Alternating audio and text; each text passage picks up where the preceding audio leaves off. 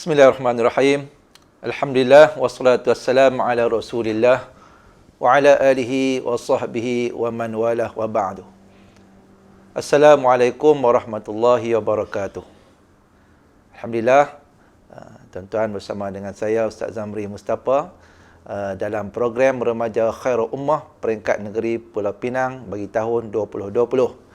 Jutaan tahniah dan syabas diucapkan kepada penganjur utama bagi program ini, iaitulah Jabatan Pendidikan Negeri Pulau Pinang dan juga Jabatan Agama Islam Pulau Pinang. Baik warga pendengar dan anak-anak yang dirahmati Allah Ta'ala sekalian.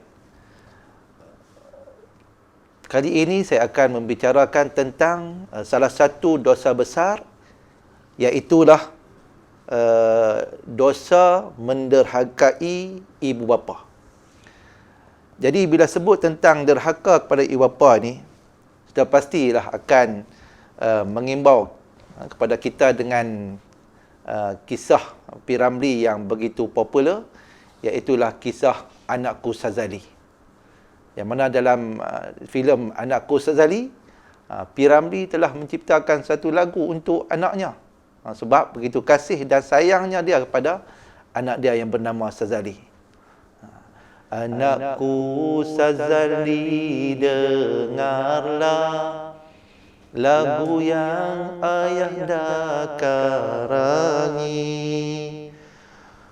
Sifatkan laguku hai anak sebagai sahabatmu nanti.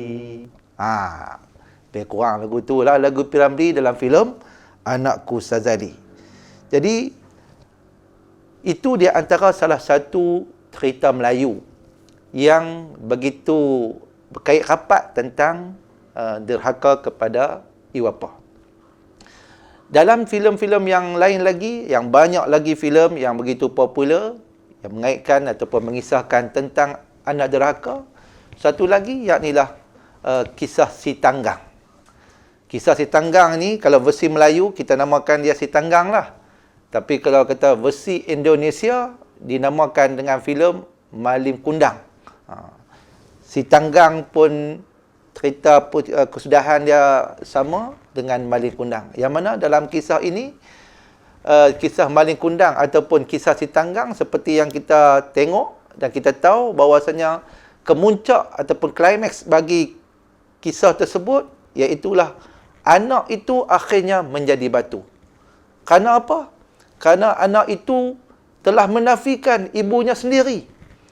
Ibunya yang telah melahirkan, yang membelainya dengan kasih sayang, membesarkan dengan penuh kasih sayang, hingga kan ada luka-luka yang kecil pun dirawat dengan begitu baik.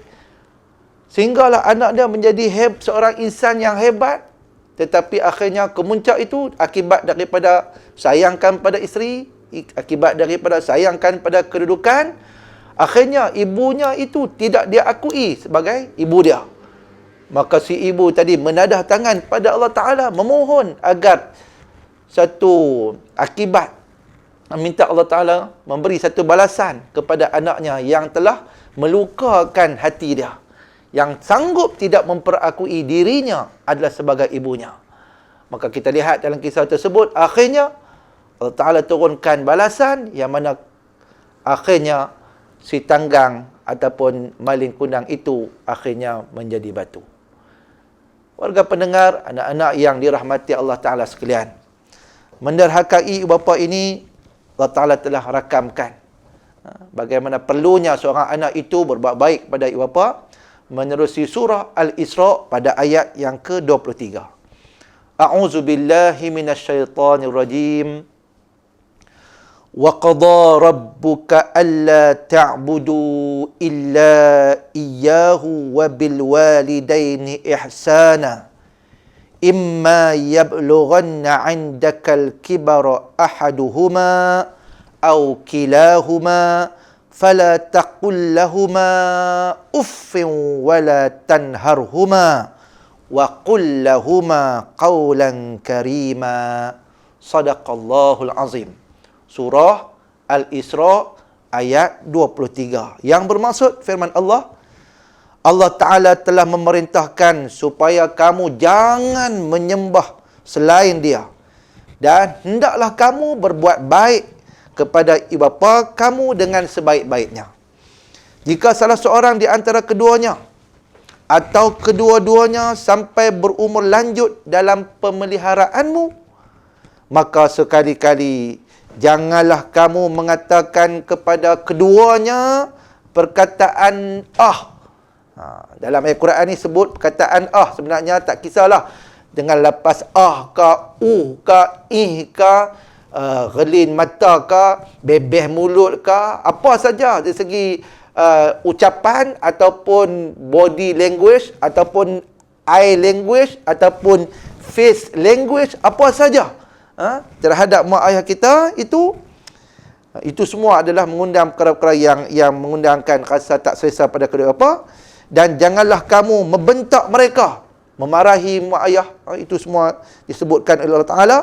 Dan yang paling utama sebagai anak yang ialah apa? Ucapkanlah kepada mereka perkataan yang mulia. Maka dalam ayat ini jelas menunjukkan bahawasanya Allah Ta'ala telah bagi tahu pada kita sebagai umat Muhammad sallallahu alaihi wasallam, sebagai hamba-Nya bagi Allah Ta'ala, kedudukan ibu ayah ini begitu mulia, begitu tinggi, hingga kan redha mak ayah itu juga adalah redha Allah Ta'ala. Murkanya ibu bapa, maka secara tidak langsung ia juga mengundang akan murka Allah Ta'ala. Maka perlu kita ingat, apa juga yang kita buat, maka perlulah untuk kita mendapat restu dan redha daripada kedua bapa kita. Jadi dalam keadaan hari ini, seperti yang disebutkan dalam mukadimah tadi, bagaimana ada kisahnya anakku Sazali, bagaimana ada kisahnya si Tanggang ataupun Maling Kundang, dan beberapa kisah yang lain yang menceritakan tentang anak derhaka dan pelbagai balasan yang ditunjukkan, ditimpa kepada anak yang derhaka ini. Persoalannya ialah, adakah hari ini masih wujud anak yang derhaka? Ya, sudah pasti. Sudah pasti anak yang derhaka ini setiap hari, setiap masa itu akan ada. Kerana apa? Kerana tidak ada kesedaran dalam diri sendiri.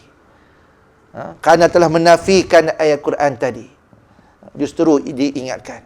Sebenarnya bagi orang yang menderhakai ibu bapa ini, hidup mereka tidak akan senang. Mereka yang menderhakai ibu bapa ini, mereka tidak akan senang. Kamu kaya sekera mana pun, walau hebat mana pun, tetapi apabila kamu menderhakai akan ibu bapa, hidup kamu tak akan tenang. Maka perlu kita ingat bahwasanya kita pada hari ini ataupun anak-anak pelajar hari ini ataupun di masa akan datang, siapapun kita sebagai seorang pengarah, kita sebagai seorang doktor, kita sebagai seorang lawyer, sebagai seorang cikgu, siapapun kita, berjayanya kita, ia bermula dengan doa daripada ibu dan bapa kita. Bermula daripada doa daripada ibu ayah yang tiada hijab mereka terhadap Allah Ta'ala. Ibu ayah yang tidak putus-putus mendoakan untuk kesejahteraan, kerahmatan Allah Ta'ala turun kepada anak-anak mereka. Ibu ayah yang boleh jaga anak, membesarkan anak-anak 5 orang, 10 orang, 12 orang ada. Tetapi janganlah kita, apabila mana kita dah besar nanti, kita dah senang hidup, janganlah kita bila dalam hal nak jaga mak ayah, kita tidak mampu untuk menjaga mereka. Kita kena kenang balik bagaimana kita waktu kita dibesarkan. Bagaimana kita dibuai, kita ditatang umpama minyak yang penuh.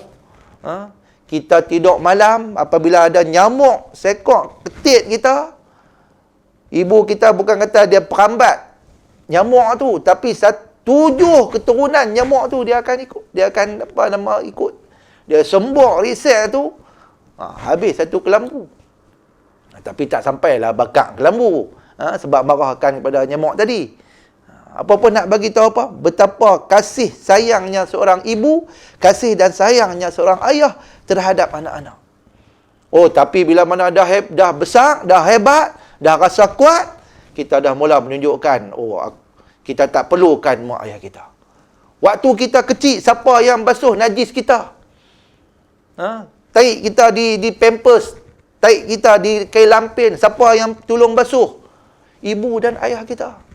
Waktu kita belajar, siapa yang bagi duit untuk kita belajar?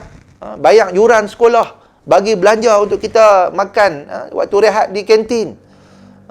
Bahkan waktu kita nak memulakan kerja kita, nak isi minyak, kita pun tak ada duit. Waktu tu siapa bantu kita? Ibu dan ayah kita. Jika sedemikian segala jasa, segala pengorbanan yang telah mereka curahkan kepada kita, kenapa apabila kita dah membesar, apabila kita dah rasa kuat, buat duduk PG, duduk pergi angkat berat apa 10 kilo, 15 kilo, 20 kilo, kita dah rasa kita dah hebat, akhirnya pada mak ayah kita buat tak tahu, kita tak peduli kat mereka. Perlu kita ingat, perlu kita kenang apa yang telah mak ayah telah kita kurniakan pada kita. Dan sebagai seorang anak ini, kita takkan lepas tanggungjawab terhadap ibu dan ayah. Waktu kita belajar, kita nak belajar, waktu kita nak periksa, nak pergi ke sekolah, bersalamanlah dengan ibu dan ayah. Bersalamanlah dengan mereka. Mohon halalkan akan segala segala jasa mereka. Kalau kata pada ibu, mohon halalkan susu yang kita minum waktu kita kecil dulu. Daripada ayah, mohon halalkan segala perbelanjaan yang diberikan kepada kita. Apabila kita mula membesar, maka kita akan ada kawan-kawan. Kawan-kawan ni kita kena tengok. Adakah kawan-kawan itu yang mempengaruhi kita untuk kita lebih kasih dan sayang pada mak ayah, ataupun kawan-kawan yang mempengaruhi kita untuk mengabaikan mak ayah. Ada orang yang sanggup mengenepikan mak ayah sebab kawan-kawan.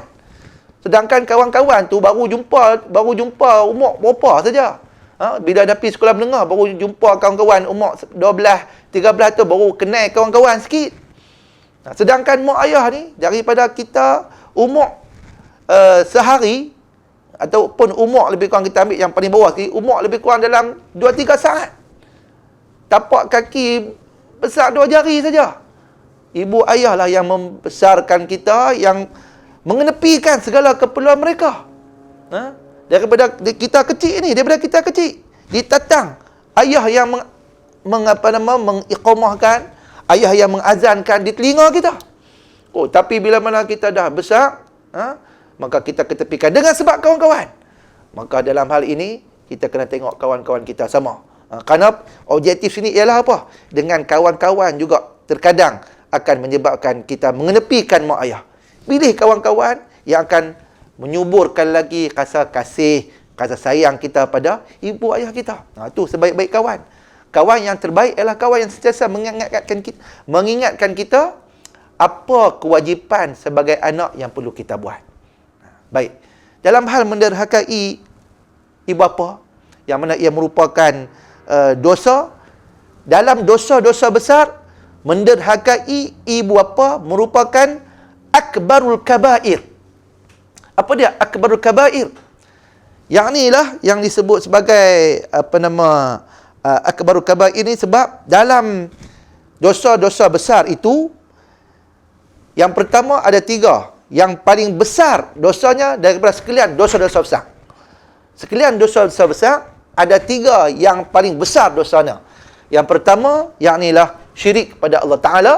Yang kedua, uquqil walidain, menderhakai ibu bapa. Dan yang ketiga, ada berlaku khilaf, yakni ada yang kata meninggalkan solat, ada yang kata mengendarkan diri pada rasuah. Okey.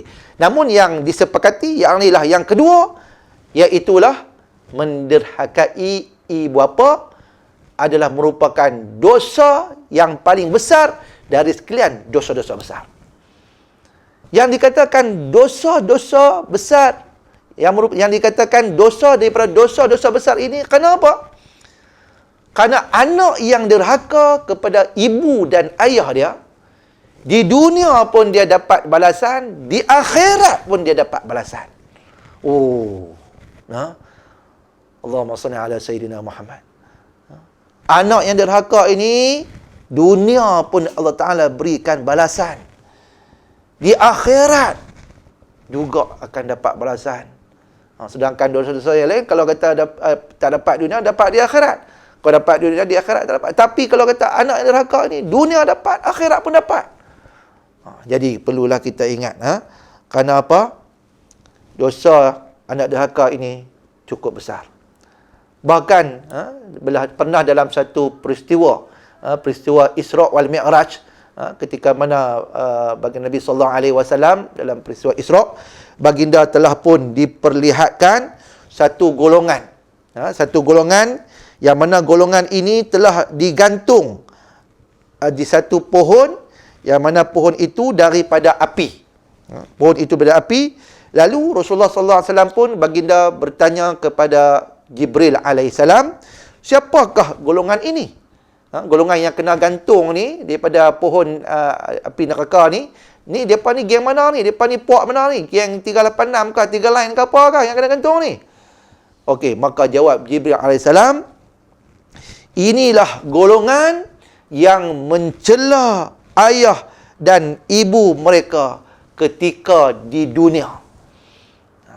Maksud mencela situ apa? Maknanya inilah golongan yang mana waktu di dunia dulu, mereka ini adalah golongan yang menderhakai ibu dan ayah mereka. Menyakiti hati mak ayah mereka. Kalau kata menyakiti pun dah diambil kira. Bayangkan kalau kata dalam bentuk menyakiti, bentuk fizikal.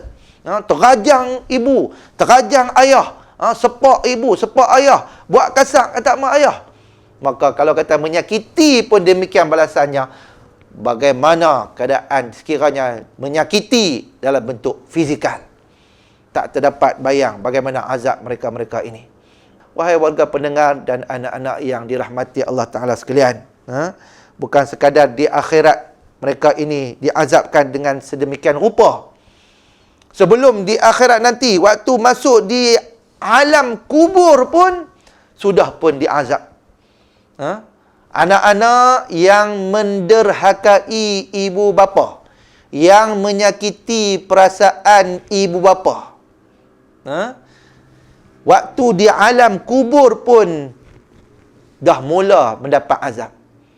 Azabnya ialah bagaimana kubur itu akan mula menghimpit jasad, tubuh badan anak yang derhaka ini, hinggakan tulang belulang ini semuanya saling berceraian antara satu sama lain.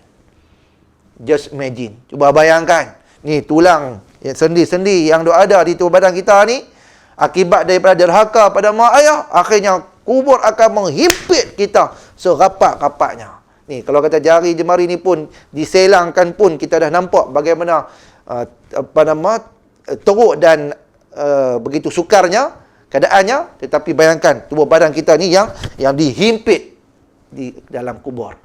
Di alam kubur kita dihimpit. Time tu kita jerit apa pun, minta maaf pada mak ayah pun dah tak guna seduit dah. Time kena azab di kubur itu, waktu tu kita nak minta, ibu, mak, maafkan cik. Ayah, maafkan cik. Ikutlah, maafkan saya ke, maafkan Ali ke, maafkan Zainal ke, ikut nama kita lah. Time tu kita nak minta ampun pada mak ayah kita, sudah pun terlambat. Jangan sampai kita dah masuk ke liang lahat, dah masuk ke lubang kubur. Time tu baru kita tersedak kita menjadi anak yang derhaka. Jangan. Waktu mana kita hidup inilah, selagi mana lubang hidung ini mampu menyedut udara, oksigen, lubang hidung ni mampu melepaskan nafas, selagi mana ibu dan ayah kita masih lagi mampu merasai pelukan kita, waktu mana mereka hidup, waktu saat hidup, mulut ini mampu memberi kucupan pada ayah dan ibu kita, maka peluklah mereka, maka kucuplah mereka. Kerana jangan sampai apabila mulut yang untuk mengucup ini dikucupi pada ibu dan ayah setelah mana mereka terbujur kaku. Oh, time tu dah tak ada makna lagi. Time tu nak mohon doa, nak mohon ampun apa pun dah, mereka dah terbujur kaku, tak boleh nak respon. Waktu mana mereka hidup, mereka mampu mengukirkan senyuman kepada kita. Waktu mana hidup, mereka mampu mendoakan kesejahteraan untuk kita. Waktu mana hidup kita, apabila kita lafazkan mak, cik sayang mak, mak balas balik, mak pun sayangkan kamu. Pi peluk ayah, ayah, cik sayang ayah. Ayah pun boleh balas, ayah pun sayang pada kamu. Bahagia hidup kita. Jadilah kita sebagai anak yang soleh, jadilah kita sebagai anak yang solehah, anak yang menjadi qurratu ainin, anak yang memberi penyejuk mata kepada ayah dan bunda kita. Anak yang membahagiakan ibu bapa, mereka akan memperoleh kebahagiaan duniawi dan memperoleh kebahagiaan ukhrawi. Jadi, saya sudahi bagaimana keadaan tajuk menderhakai bapa ini dengan sepotong lagu daripada Sudirman. Ayah dan ibu, ayah dan ibu, itulah permulaan kami dapat melihat bulan dan matahari.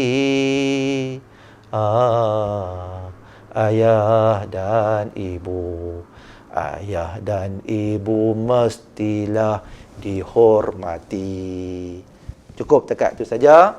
Mohon maaf banyak-banyak ada terkasar bahasa. Segala yang baik daripada Allah Ta'ala, yang lemah dan dhaif itu daripada kelemahan diri saya sendiri. Aqulu qawli hadza astaghfirullah li wa lakum. Wassalamualaikum warahmatullahi wabarakatuh.